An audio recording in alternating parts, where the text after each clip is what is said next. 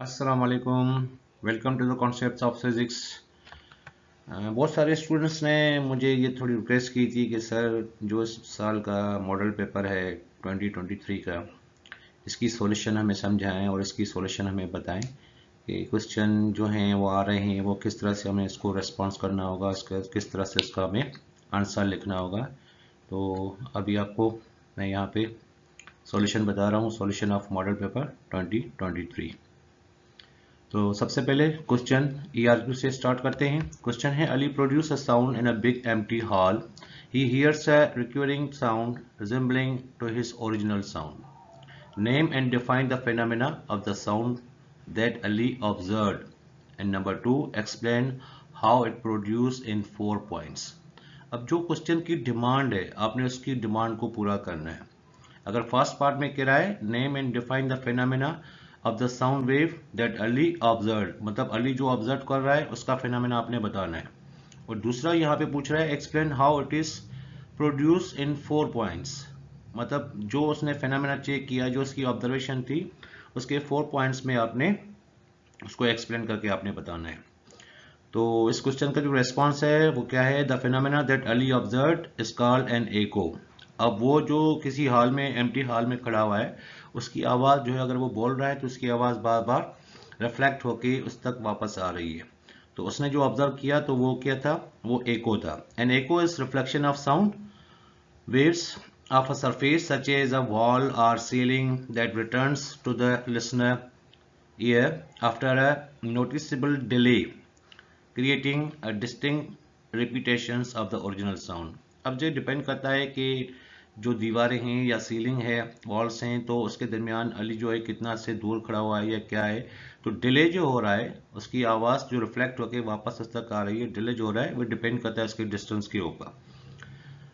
Number 2, the production of an echo can be explain in the following points. ये जो second point है इसका, number 1, the sound wave produced by alley travels through the air as a series of compression and rarefaction. क्योंकि ये sound waves है और sound waves longitudinal waves होती हैं जिसमें कंप्रेशन और रेयरफिकेशन होती है। Number 2, when the sound wave encounters a flat, hard surface such as a wall or a ceiling, some of the energy in the sound wave is reflected back toward the source. Number 3, the reflected sound wave travel back towards Ali, following the same path, as the original sound wave, but with a delay that depends on the distance between Ali and the reflecting surface. Number 4 point is key. When the reflected sound wave reaches Ali's ear, it creates a distinct repetition of the original sound, which is perceived as an echo. The delay between the original sound and the echo depends on the distance between the source and the reflecting surface. Farther the surface, the longer the delay। जितना distance ज़्यादा होगा, delay भी उतना ही ज़्यादा होगा। And the clear and more distinct the echo. In large empty halls, echoes can be particularly pronounced, creating a rich and reverberant acoustic environment। ठीक है।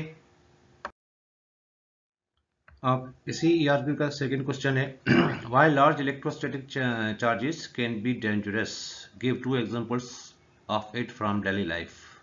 और इसका जो दूसरा पार्ट है इसी क्वेश्चन का, long vehicles carrying inflammable materials usually have a metallic chains touching the ground during motion. Explain this statement using the phenomena of electrostatic charges and friction। अब इस क्वेश्चन का जो रेस्पॉन्स है, नंबर 1, जो चीज़ हमसे पूछ रहा है, large electrostatic charges can be dangerous, give 2 examples of it from daily life. तो नंबर 1, इसका जो एग्जांपल है, large electrostatic charges can be dangerous because they can create a spark that can ignite flammable materials, cause an explosion or fire, or interfere with electronic devices. For example, number 1, static electricity buildup can occur when walking across a carpet, particularly in dry conditions. When you touch a metal objects or another person, the static charges can discharge, creating a spark. This spark can ignite flammable gases such as neutral gas, natural gas, or propane causing an explosion or fire. और number 2 जो इसका है वो है lighting is a dramatic examples of danger of electrostatic charges. A lightning bolt is essentially a massive static charge that can reach millions of volts. When it strikes the ground, it can create a powerful shock wave, cause fires and even kill people. अब इसी question का जो second part है उसका response है when a vehicle moves over the road it can accumulate an electrostatic charge due to friction between the tires and the road surface. This charge can build up to dangerous level, particularly if the vehicle is carrying inflammable materials. The metallic change touching the ground provides a path for the charge to dissipate, preventing the buildup of static electricity. Without this chain, the electrostatic charge could create a spark which could ignite the inflammable materials and cause a fire or explosion. Therefore, the metallic chain helps to ensure safety while transporting inflammable materials. Next question है explain how the resistance of a metallic conductor rises with an increase in temperature. Give 5 points to support your answer. Resistance of metallic conductor rises with an increase in temperature. ये concept हमने Ohm's law में पढ़ा था, आपको अच्छी तरह से याद होगा. चलें देखते हैं इसको. तो इसका जो रेस्पॉन्स है when the temperature of a metal conductor increases, its resistance also increases. This phenomena is known as the temperature coefficient of resistance and it is due to several factors. Here are 5 points to support this explanation. जो 5 points हमसे पूछ रहा है उसको आपने वो बताना है. नंबर 1 है increase electrons collisions. नंबर 2 है increase ionization. नंबर 3 है change in lattice structure.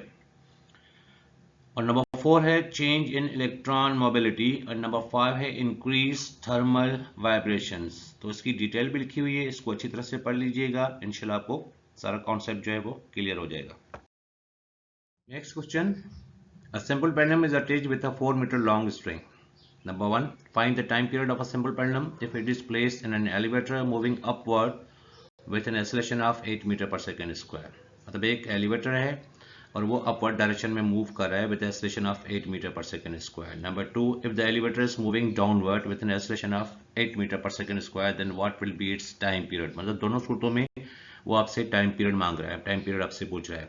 The value of acceleration due to gravity is 9.8 metre per second. अब जो वैल्यू आपको वो गिवन होगा वो आपको जो वैल्यू देगा आपने उसी वैल्यू के साथ देना है. अगर कभी कभार वो 10 मीटर पर सेकंड स्क्वायर देता है, कभी कभार 9.8 देता है, तो जो वैल्यू आपको देगा आपने उसके साथ जाना है. अब हमें पता है कि time period of a simple pendulum जो है उसका एक फार्मूला है that is t is equal to 2 pi under root L upon G. L length को रिप्रेजेंट करता है, जी ग्रेविटी और टी इसका टाइम पीरियड होता है. ठीक है, अब इसमें इसकी सॉल्यूशन में हम देखें तो सबसे पहले हमने सम ऑफ एक्सेलरेशन मालूम करना होगा, क्योंकि अपवर्ड डायरेक्शन में अगर वो मूव कर रहा है, एलिवेटर अपवर्ड में मूव कर रहा है, तो एक तो ग्रेविटी वाली एक्सेलरेशन है, दूसरी उस एलिवेटर की खुद की acceleration that is 8 metre per second. तो 8 metre per second plus 9.8 metre per second. इसमें आप देखें, सॉल्यूशन में आप देखें acceleration of the elevator, therefore the effective acceleration. अब इसकी एक्सेलरेशन क्या होगी, a is equal to G plus A, G gravity plus A upward acceleration means elevator की. तो 9.8 plus 8 metre per second square that is a is equal to means effective acceleration कितनी हो गई या रिजल्टेंट एक्सेलरेशन कितनी होगी, 17.8 metre per second square. Using this effective acceleration in the formula for time period we get t is equal to 2 pi under root L upon a. लिखेंगे g की जगह पे a, क्योंकि a यहाँ पे represent कर रहा है इफेक्टिव एक्सेलरेशन को. Then t is equal to 2 pi under root L आपके पास 4 मीटर की है और इफेक्टिव एक्सेलरेशन हमने जो मालूम की that is 17.8 metre per second square की. तो इसका अप्रोक्सीमेटली जो आंसर आ रहा है that is 2.22 seconds. Therefore the time period of a simple pendulum when the elevator is moving upwards with an acceleration of 8 metre per second square is approximately 2.22 second. इसी हिसाब से number 2, when the elevator is moving downwards with an acceleration of 8 meter per second square. The effective acceleration acting on the pendulum is the difference between the acceleration due to gravity and the downward acceleration of the elevator. ठीक है, therefore the effective acceleration is a is equal to g minus a, क्योंकि gravity हमारे पास 9.8 है, क्योंकि इसका आपने difference मालूम करना होगा. और जो इसकी एलिवेटर की एक्सेलेरेशन है जो डाउनवर्ड है that is 8 metre per second square. तो 9.8 में से 8 अगर माइनस करेंगे तो हमारे पास क्या आएगा, that is 1.8 metre per second square. Using this effective acceleration in the formula for time period we get t is equal to 2 pi under root L upon G होता है, और उसकी जगह पे हमने a लिखा है क्योंकि a आपके पास इफेक्टिव एक्सेलेरेशन है, इसलिए ये वैल्यू आपने फार्मूले के अंदर पुट करना है, that is t is equal to 2 pi under root 4 इसकी लेंथ है और 1 पॉइंट इसका इफेक्टिव एक्सेलेरेशन है, that is t is equal to 4.41 seconds. तो ये तकरीबन अप्रोक्सीमेटली 4.41 सेकेंड्स का इसके बाद टाइम आ रहा है। Therefore the time period of the simple pendulum when the elevator is moving downwards with an acceleration of 8 metre per second square is approximately 4.41 second. उम्मीद है आपको ये कॉन्सेप्ट, ये आपको प्रॉब्लम जो है वो अच्छी तरह से समझ में आ गया होगा। Now some CRQs questions. Question है, nuclear fusion reaction is very difficult to achieve as compared to the nuclear fission reaction. Justify the given statement in any 3 points. Nuclear fusion reaction is very difficult to achieve. ठीक है, question को आप समझने की कोशिश करें। As compare, किसकी compare करें, to the nuclear fission reaction. Justify the given statement in any 3 points के अंदर। तो इससे पहले मैंने इसका एक वीडियो भी अपलोड किया था जिसमें हमने फ्यूजन रिएक्शन और फिजन रिएक्शन में डिफरेंस भी देखा था कि फ्यूजन रिएक्शन किस तरह से होता है, फिजन रिएक्शन किस तरह से होता है। तो इसका जो रिस्पॉन्स है वो nuclear fusion is the process of combining 2 atomic nuclei to form a heavier nucleus. ठीक है, ये किसका है, फ्यूजन रिएक्शन का है। While nuclear fusion is the process of splitting a heavy nucleus into a lighter nuclear, मतलब एक heavy nuclear 2 light में वो कन्वर्ट हो जाता है। Both reactions release a tremendous amount of energy, but nuclear fusion is more challenging to achieve than nuclear fission. Here are 3 reasons why. Number 1, high temperatures. Number 2, fuel is hard to obtain. And number 3, uncontrolled reactions.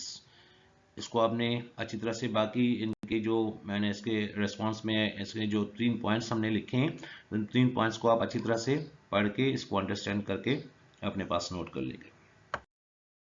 Next CRQ question. Write any 3 uses of total internal reflection in light propagation. Total internal reflection, TIR, means total internal reflection is a phenomena that occurs when a light ray traveling through a medium encounters a boundary with another medium that has a lower refractive index, and instead of refracting into the second medium, the light ray reflects back into the first medium. Here are 3 uses of total internal reflection in light propagation. अब सबसे पहले जो इसका अपना uses हैं total internal reflection के, number 1 optical fibre है, number 2 binoculars and telescopes है, और नंबर 3 जो है वो रिफ्लेक्टिव कोटिंग्स है। इसको आप अच्छी तरह से पढ़ लीजिएगा, अंडरस्टैंड कर लीजिएगा, इंशाल्लाह आपका कॉन्सेप्ट क्लियर हो जाएगा। और आपने जो जो डिमांड होगी क्वेश्चन की, आपने उसी तरह से वहाँ पे रिस्पॉन्स देना होगा। ऐसे ना हो कि अगर वो 3 यूजेस कह रहा है आप कोई 1 यूज लिख के आए या 2 यूज लिख के आए, जितना वो मांग रहा है, जितना वो क्वेश्चन में दे रहा है, आपने उसी हिसाब से उसको रिस्पॉन्स करना है, इसको आंसर देना है। Now next question from CRQ. Name and define the principle of transformer on which it works. Transformer जो है वो किस प्रिंसिपल के ऊपर वर्क करता है, आपने इसको डिफाइन करना है। Transformer is the device that transfer electric energy from one circuit to another. One circuit another means primary coil to secondary coil by means of electromagnetic induction. It is based on the principle of mutual induction, which states that when a current carrying conductor is placed near a second conductor, an electromagnetic field is created that induce a voltage in the second conductor. अब conductor यहाँ पे coil के तौर पे लिया जा रहा है। तो प्राइमरी कॉइल, सेकेंडरी कॉइल, मतलब प्राइमरी कॉइल को अगर आप किसी सोर्स के साथ कनेक्ट करेंगे तो वो क्या करेगा, इलेक्ट्रोमैग्नेटिक इंडक्शन की वजह से वो इंड्यूस करेगा, सेकेंडरी कॉइल में वोल्टेज को इंड्यूस कर देगा। In a transformer there are 2 coils of wire, the primary coils and the secondary coil, wrapped around a common iron core. When an alternating current is passed through the primary coil, it creates a changing magnetic field that induce an alternating voltage in the secondary coil. The amount of voltage induced in the secondary coil depends on the ratio of the number of turns in the primary and secondary coil. मेरे ख्याल में आपका transformer के बारे में आपका concept clear होगा। इसको अच्छी तरह से बार बार रिपीट करके पढ़ें और इसको समझें, इंशाल्लाह क्लियर हो जाएगा। Next question from CRQ. The picture that appears on the screen of a television the uses cathode rays tube becomes distorted when a powerful magnet is brought near the screen. Explain the given phenomena. A cathode ray tube (CRT) is a device used in older televisions and computer monitors to display images. When a powerful magnet is brought near the screen of a CRT, it can interfere with the magnetic fields that are used to focus the electron beam into the screen. This interference can cause the electron beam to become distorted, resulting in a distorted image on the screen. आगे इसको आप पढ़ें, इंशाल्लाह concept आपका clear हो जाएगा। Next यार question है हमारे पास, mention any two benefits of transmitting information and data through an optical fibre. Here are two benefits of transmitting information and data through an optical fiber. Number one, high bandwidth, or number two, low attenuation. तो number one में देखें, optical fibres have a much higher bandwidth than traditional copper wires, meaning they can transmit more data at higher speeds. This makes them ideal for applications that require large amount of data to be transmitted quickly and efficiently, such as video streaming, online gaming and cloud computing. दूसरे वाले part को आप अच्छी तरह से पढ़ लेंगे, इंशाल्लाह आपका कॉन्सेप्ट क्लियर हो जाएगा। उम्मीद है आपको इसकी सॉल्यूशन आपको अच्छी तरह से समझ में आ जाएगी। इसकी बार बार प्रैक्टिस करें, क्वेश्चन को बार बार फोकस करें, किस किस्म के क्वेश्चन आ रहे हैं, क्या हो रहा है। इंशाल्लाह आपका जो पेपर है जो अभी फ्यूचर में होने वाला है, इंशाल्लाह आपका पेपर इंशाल्लाह बहुत ही अच्छा हो जाएगा। Wish you good luck. Hope you understand all the questions very well. और आपका कॉन्सेप्ट जो है सारे क्वेश्चंस के हिसाब से पेपर का जो अंडरस्टैंडिंग है वो आपकी अच्छी तरह से हो गई। Now practise them well. Please like, share and subscribe to our channel, YouTube channel, that is concepts of physics concept. Thank you.